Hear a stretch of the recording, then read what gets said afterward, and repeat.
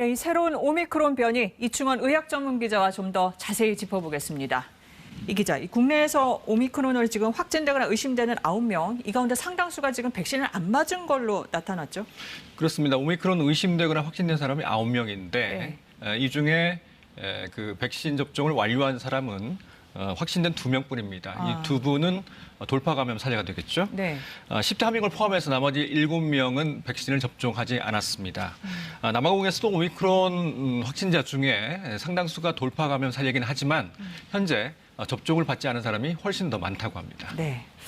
그리고 조금 더 지켜봐야겠습니다만 이 오미크론이 전파력은 높지만 뭐 크게 치명적이진 않다 이런 의견도 있던데요. 어떻습니까? 일단 오미크론은 인체에 침입하는 그 손잡이 역할을 하는 돌기 단백질의 변이가 32개나 된다고 하죠.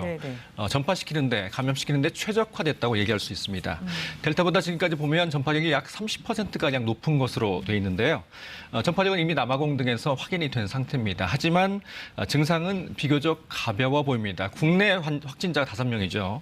이 5명을 보면 초기에 미열, 기침, 가래 등 가벼운 증상을 보이다가 현재는 4명이 증상이 사라졌습니다. 1명만 미열이 있는 상태고요. 유럽이나 남아공에서도 대부분의 그 오미크론 확진자 중을 보면 경증이나 무증상이 대부분으로 나타나고 있습니다. 그리고 이제 해외에서 나온 얘기인데 조심스럽지만 이 오미크론이 오히려 코로나19를 끝낼 수 있다 이런 희망 섞인 전망이 눈에 띄더라고요. 지금까지 무증상이나 증상이 가벼운 경우가 많아서 이런 전망도 나오고 있는 것 같습니다. 코로나19 바이러스가 감기처럼 가볍게 바뀌는 과정일 수도 있다라는 가상의 시나리오가 되겠죠. 이 바이러스는 진화 과정에서 전파력은 세지고 독성은 약해지는 쪽으로 가는데요. 물론 예외도 있습니다. 델타를 보면 전파력은 2배가량 커졌지만 치명률은 그대로거든요. 오미크론이 사실 감기 수준이 되면 최상의 시나리오로 볼 수 있겠죠. 이 오미크론이 전파력이 더 세니까 델타를 밀어내고 곧 우세종이 될 거고 그러면 사실상 코로나19가 끝나는 그런 역할이 될 테니까요. 그래서 오미크론에 대해서 과도한 공포는 가질 필요가 없을 것 같습니다. 다만 지금은 델타와 싸우면서 오미크론 확산 여부를 면밀히 지켜봐야 될 것 같습니다.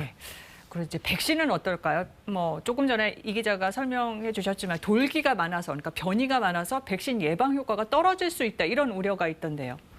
남아공 보건당국이 초기 자료를 내놨습니다. 이스라엘 예루살렘 포스트지라는 신문에서 보도를 했는데요.